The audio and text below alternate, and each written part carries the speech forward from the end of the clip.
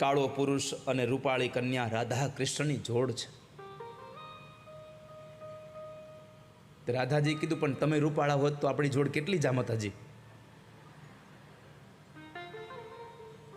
ભગવાને કીધું એ વાત તારી સાચી રાધા, પણ જો હું રૂપાળો હોત તો તારે ખોટ જાત. કેમ? તો કહે છે કે હું રૂપાળો હોત તો તારી સામું જોવત કોણ? આટલા ગ્રંથો વાંચ્યા ને, એમાં ક્યાંય રાધાજીએ ભગવાનને કે ભગવાને રાધાજીને કે રૂકમણીને કીધું હોય કે હું તમને પ્રેમ કરું છું, આવું ક્યાંય વાંચ્યું નથી આપણે. કારણ કે પ્રેમ કરવામાં કેવું પડતું જ નથી હું તને પ્રેમ કરું છું. તમારો પ્રેમ બોલવો જોઈએ વાલા ભક્તજનો, તમારે નથી કહેવાનું. બંને જણા યમુનાના કિનારે બેઠા બેઠા પ્રેમની વાતો કરતા હતા. બાકી પ્રેમના નામે આ સંસારમાં કેટલાય લોકો તમારી સાથે ઠગાઈ કરી જશે. પ્રેમિકાને પોતાના પ્રેમીની દરેક ભૂલ પણ પ્રેમ લાગે છે, અને જ્યારે પ્રેમ પૂરો થઈ જાય ત્યારે એનો દરેક પ્રેમ એને એની ભૂલ દેખાવા લાગે છે.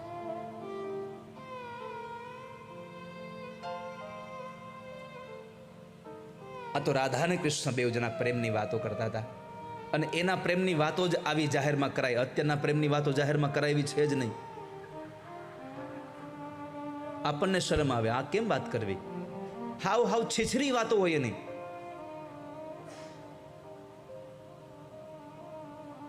રાધા અને કૃષ્ણ એકબીજાની જે સાથે વાતો કરતા હતા એ વાતો આપણે અહીંયાથી કહીએ તો આનંદ થાય. રાધા અને કૃષ્ણના પ્રેમની વાતો થાય, રૂકમણી અને કૃષ્ણના પ્રેમની વાતો થાય. રૂકમણીએ લખેલો પ્રેમ પત્ર તમે અહીંયા જાહેરમાં વાંચો તો આનંદ આવે.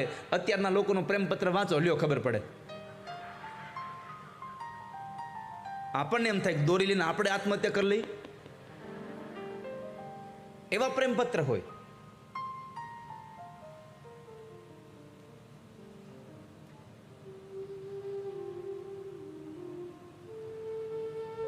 એકબીજામાં પોતાની દુનિયા જોવે ને એ પ્રેમ છે. એકબીજાની આંખોમાં દુનિયા ન જોવાની. હા, નકર બે પ્રેમીઓ, પ્રેમિકા અને પ્રેમી બે જંગલમાં બેઠા હતા, બગીચામાં, અને પ્રેમી એની પ્રેમિકાની આંખોમાં નજર રાખીને બેઠો હતો, અને આમ બધું ભૂલી ગયો અને કહેતો કે સાચું કહું, નામ તો એને ઘણું સારું દીધું હતું, મારે કાંઈ દેવું નથી. કારણ કે આ દકો ને દકી આવ્યું ને ત્યારથી બધું પતી ગયું. હાવ હા, ઘણી પ્રિયતમાઓ પોતાના પ્રિયતમને ગલુડિયું કને બોલાવે. હા, એને બાવલું કઈને બોલાવે. એટલે આપણને સમજાતું જ નથી કાંઈ.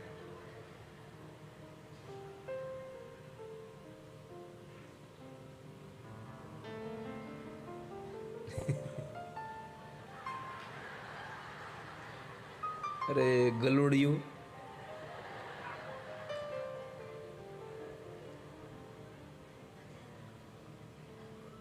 કૂતરીના બચ્ચા હોય એને ગલુડિયા કહેવાય, આને ગલુડિયા ન કહેવાય. પણ બેનો અત્યારે પોતાના ધણીને બોલાવતા હોય ને,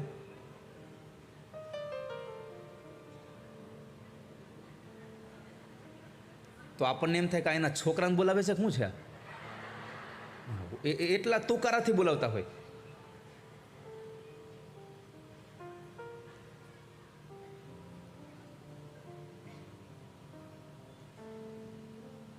પણ ક્યારેય પોતાના પતિને તુકારો કરવાની શાસ્ત્રમાં ના પાડી છે.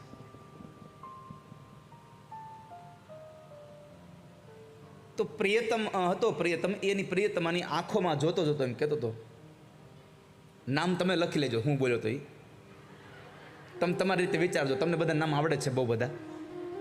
એટલે એણે જે કીધું, તમે જે કહેતા હતા એ જ એણે કીધું તો સમજો ને તમે.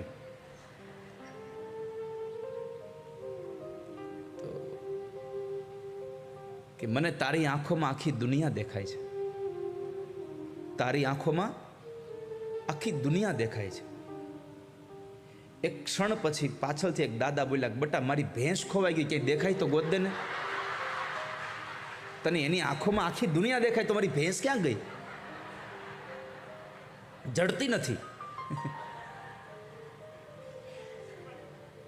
કોઈની આંખોમાં દુનિયા ન જોવો, એની જિંદગીમાં આપણી જિંદગી જોઈ લો વાલા ભક્તજનો. એના જીવનમાં આપણું જીવન જોઈ લો, એની જીવનમાં આપણો સંસાર આખો જોઈ લો.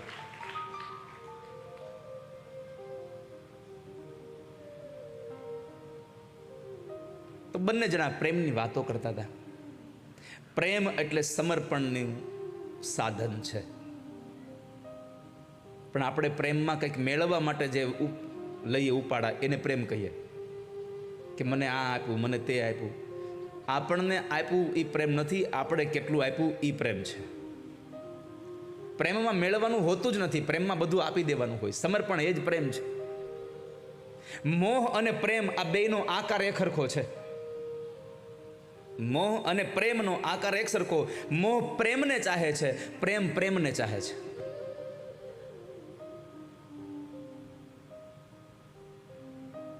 તો રાધાજીએ ભગવાનને પૂછ્યું, પ્રભુ બીજું તો બધું ઠીક છે, પણ આ તમે કાળા કેમ થયા?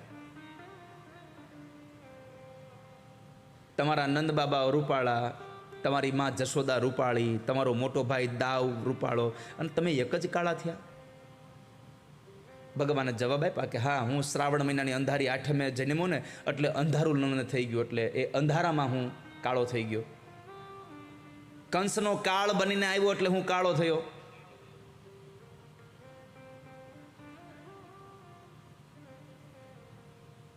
તો રાધાજી કીધું, પણ આમ જુઓ, તમે ભલે કાળા રહ્યા, પણ તો આપણા બેની જોડ કેવી જામે નહીં? તમે કાળા, હું રૂપાળી, આપણા બેની જોડ એકદમ સરસ જામે છે. હા હો રાધા, એ વાત તારી સાચી છે. કાળો પુરુષ અને રૂપાળી કન્યા રાધા કૃષ્ણની જોડ છે. રાધાજી કીધું, પણ તમે રૂપાળા હોત તો આપણી જોડ કેટલી જામત હજી? ભગવાને કીધું, એ વાત તારી સાચી રાધા, પણ જો હું રૂપાળો હોત તો તારે ખોટ જાત. કેમ?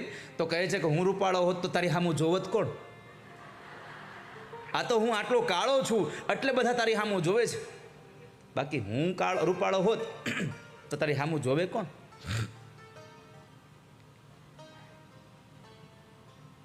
એટલે કાળો પુરુષ અને રૂપાળી કન્યા રાધા કૃષ્ણની જોડ છે.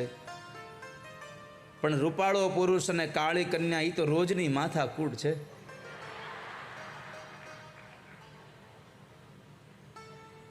મૂર્તિઓ જરા કે કાળો હોય ને તો હાલે. કન્યા એમ કે નાના હોય થોડો કાળો છે તો વડીલો તરત કે ભાઈ કાળા તો કૃષ્ણ હતા. હવે પણ એ કૃષ્ણ હતા, આ કૃષ્ણ નથી.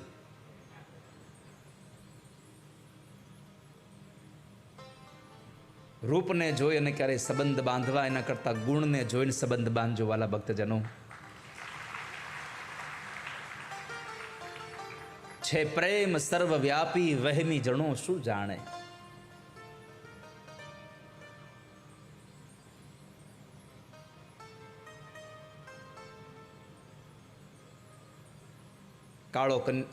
કાળો એવો વરાજો આવે એટલે કે ઓહો કનૈયા કુંવર જેવો છે હો. ભલે ને પછી સીસમની લાકડી જેવો હોય. અમુક જણા સીસમ જેટલા રૂપાળા હોય.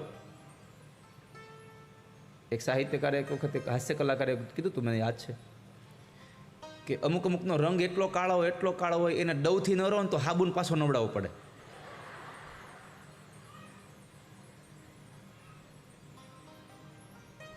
પણ કાળો એટલે કૃષ્ણ. પણ મેં આગળ કદાચ એક વખત આ જ કથામાં તમને કહ્યું કે કનૈયાનો કાળો રંગ બહુ સારો છે. બીજા બધા રંગ પોતાના જેવા બનાવે, પણ કનૈયાના રંગમાં જેટલા લોકો રંગાઈ જાય એ બધા ધોળા થઈ જાય, બધા ઉજળા થઈ જાય છે.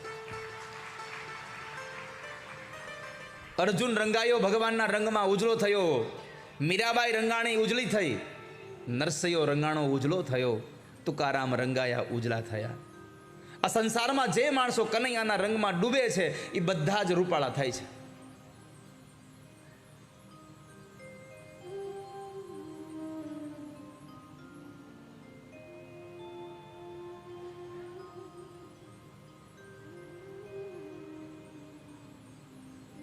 તો બંને જણા બેઠા બેઠા પ્રેમની વાતો કરતા હતા. રાધાજીએ કહ્યું કે ભગવાન હવે રાસ રમાડો ને, બહુ ઈચ્છા થઈ છે હો. હા રાધા, મને પણ એમ જ થાય છે કે હવે રાસ રમાડી દઉં. જ્યાં સુધી જીવાત્માને પરમાત્મા સાથે રમવાની ઈચ્છા નહીં થાય ત્યાં સુધી પરમાત્મા તમારી હારે રમવા તૈયાર નહીં થાય. તમારે પરમાત્મા સાથે રમવું છે તો પરમાત્મા હારે તમારી રમવાની લાગણીઓ બતાવો એને, તમારી ઉત્કંઠા બતાવો એને. બાળક જ્યાં સુધી માને એમ ન કહે કે માં મને ભૂખ લાગી છે ત્યાં સુધી માં એને જમવા આપે છે. માગ્યા વગર માં પણ નથી પીરસતી, આવી આપણી કહેવત છે. તો વાલા ભક્તજનો, તમે ભગવાનને કહેશો પ્રભુ મારે તમારી સાથે રમવું છે તો પરમાત્મા તમારી હારે રમવા તૈયાર થશે. અને જેટલી જિજ્ઞાસા આ જીવાત્માને ભગવાન સાથે રમવાની છે ને એના કરતાં અનેક ગણી જીવાત્માને અનેક ગણી ઈચ્છાઓ પરમાત્માને જીવાત્મા સાથે રમવાની છે. ગોપીઓને રાસ રમવો છે એટલું નહીં, કૃષ્ણને ગોપી હારે રમવું છે. પણ કૃષ્ણ રાહ જોઈને બેઠા છે, ગોપીઓ મને કહે ત્યારે હું રમું. આજે ગોપીઓના બદલામાં રાધાજીએ કહ્યું અને પરમાત્માએ શરદ પૂર્ણિમાની રાત્રિએ ભગવાને વેણુનાદ કર્યો છે. બૃહદવનમાં જઈ ઠાકોરજી વેણુનાદ કરે છે અને એ ભગવાન જ્યારે વાંસળી વગાડે ત્યારે બધી જ ગોપીઓ પોતાનું બધું કામ મૂકીને નીકળી જાય. રાત્રિના સમયે ગોપીઓને બોલાવી અને ભગવાન રાસ રમે. આ અડધી રાત્રે જંગલમાં રાસ રમવો એટલે કામનાઓને સર્જન નહીં, કામનાઓના વિનાશનો આ મહારાસ છે. આ કોઈ સામાન્ય પુરુષ અને સ્ત્રીનો રાસ નથી, આ જીવ અને શિવના મિલનનો મહારાસ છે. રસાનામ સમૂહો ઇતિ રાસ, ભગવાનના રસમાં ભળી જવું એને રાસ કહેવાય.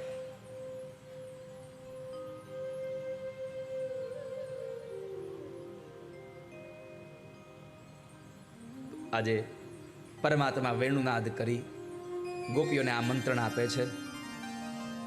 ભગવાન પી તારાત્રિ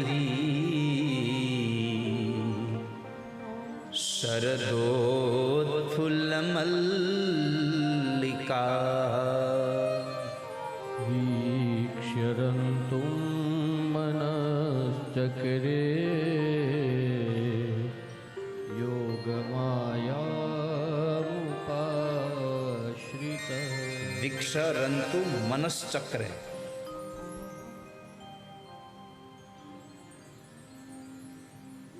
યોગ માયામ ઉપાશ્રિત.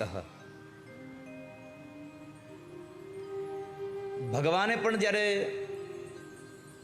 રાસલીલાનો પ્રસંગ કરે છે ત્યારે પરમાત્મા માયાને બોલાવે છે. માયા વગર ભગવાન ક્યારેય પણ કંઈ કરતા નથી. જુઓ, જન્મ લેવો તો માયાને બોલાવી, માયા તું આવું, નંદ ગોપ ગૃહે જાતા યશોદા ગર્ભ સંભવા, તું મને નંદ બાબાના ઘરે લઈ જવા માટે થઈને તું મદદ કર, હું તને મહામાયા બનાવી દઈશ. આજે અહીંયા રાસ રમવો છે, ભગવાન માયાને લઈને આવ્યા છે. અરે એનું છોડો, માં યશોદાને જ્યારે પુત્ર ભાવ પૂરો થઈ ગયો અને પ્રભુનો ભાવ પ્રગટ થયો ત્યારે પરમાત્માએ વૈષ્ણવી માયા મા ઉપર મૂકી દીધી છે.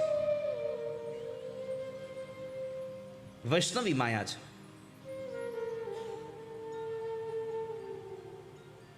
વૈષ્ણવોને જે વળગે એ વૈષ્ણવી માયા છે. તો ભગવાને અહીંયા માયાને લઈ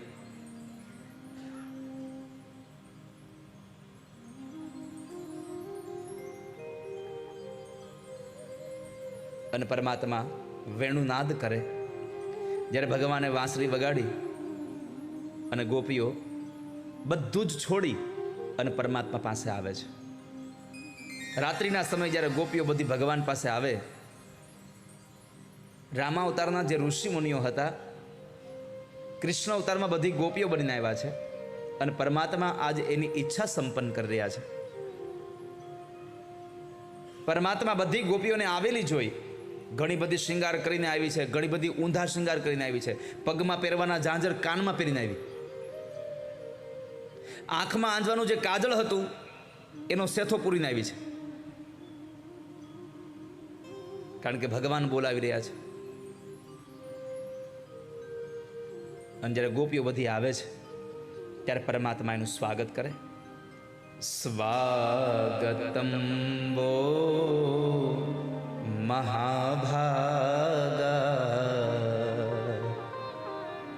પ્રિયમ કિમ કરવાણિ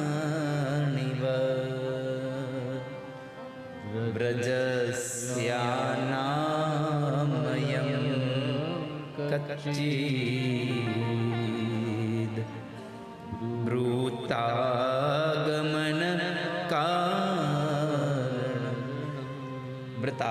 કારણમ. સૌ પહેલા ભગવાને સ્વાગત કર્યું. સ્વાગતમ વો મહાભાગા. હે ભાગ્યશાળીઓ, તમે આવો, હું તમારું સ્વાગત કરું છું, હું તમારું શું પ્રિય કરું. આટલું બોલ્યા પછી ભગવાને પૂછ્યું તમે આવ્યું શું કામ. હવે તમે વિચારો તો આપણને કોઈ આમંત્રણ આપે અને આપણે એની ઘરે જઈએ ને પછી આપણને પૂછે કે તમે કેમ અત્યારે આવ્યા, તો આપણી દશા શું થાય. ગોપીઓને ભગવાને પૂછ્યું કે શું કામ આવ્યું છો. ગોપીઓને એટલું બધું દુઃખ લાગ્યું છે. ગોપીઓ ઊંડો શ્વાસ મંડી લેવા. અંદરથી નીકળતો શ્વાસ ગરમ ગરમ લાગી રહ્યો છે. આંખમાં આંસુ આવી ગયા. ગોપીઓ તો પોતાનું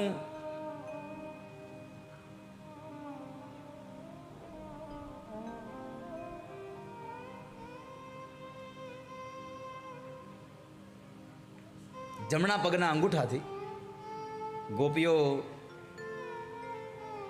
ધરતીને કોતરે છે કે કૃષ્ણની આ વાત સાંભળવી એના કરતા તો આ ધરતી જગ્યા આપે ને તો સમાઈ જવું સારું.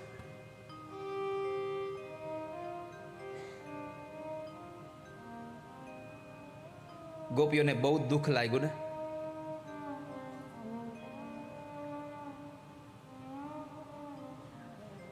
ભગવાનને થયું આને સમજાવવા પડશે. તમારે અત્યારે ન આવવું જોઈએ ગોપીઓ આ સમયે. કેમ? તો કહે છે કે સ્ત્રીઓનો ધર્મ છે અત્યારે આ સમયે પોતાના ઘરમાં રહેવું જોઈએ. ભગવાને વાલા ભક્તજનો બહુ સાવધાનીપૂર્વક સાંભળજો. યુવાન દીકરીઓ બધી સ્ત્રીઓ, દરેક સ્ત્રીઓ આ પોતાની વાત, આ ભગવાન કૃષ્ણનો સંદેશો સાંભળે. આજથી હજારો વર્ષ પહેલા ભાગવતજીમાં લખ્યું છે કે સ્ત્રીઓએ સાંજની સંધ્યા થયા પછી ઘરમાંથી એકલા કોઈ દી બહાર નીકળવું ન જોઈએ. સાંજની સંધ્યા પછી ક્યારેય બહાર નીકળવું નહીં. ભાગવતજીમાં લખ્યું છે કે પર સ્ત્રી અને પર પુરુષે એકાંતમાં રહેવું નહીં. ભાઈ અને બેને એકાંતમાં રહેવું નહીં. મા અને દીકરાએ એકાંતમાં રહેવું નહીં.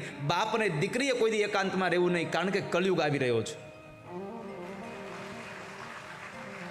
આવું હજારો વર્ષ પહેલા વ્યાસજીએ લખ્યું. ત્યારે જૈમિન ઋષિએ પ્રશ્ન ઉઠાવ્યો હતો, આને તમે લખી અને શું તમે અમારા બ્રહ્મચર્યાશ્રમ ઉપર તમે શંકા કરો છો? પણ ભગવાન વ્યાસે સરસ આપણને લખીને આપ્યું હતું, પણ આપણે કોઈ દિવસ સમજ્યા નહીં.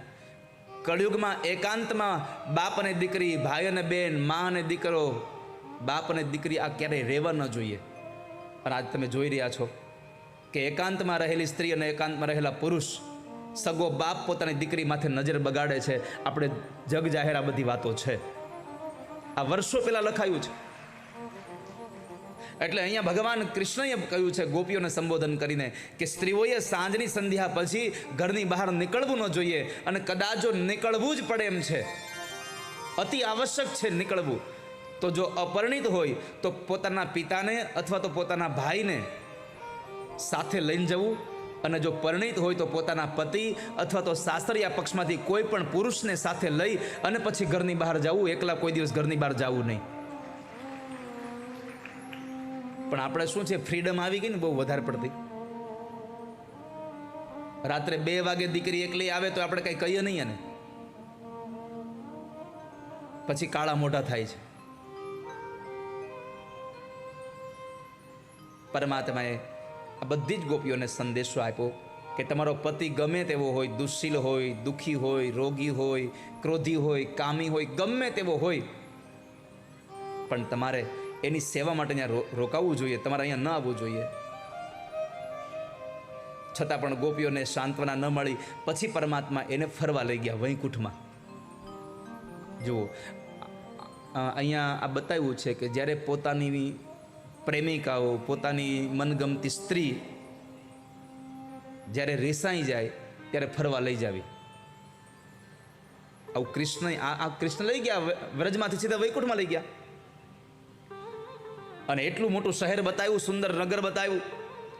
નગર બતાવીને ભગવાનને પૂછ્યું કાંઈ રોકાઈ જવું છે? ગોપીઓ ના પાડી. હો, મારું વન રાવન છે વૈકુંઠ નહીં રે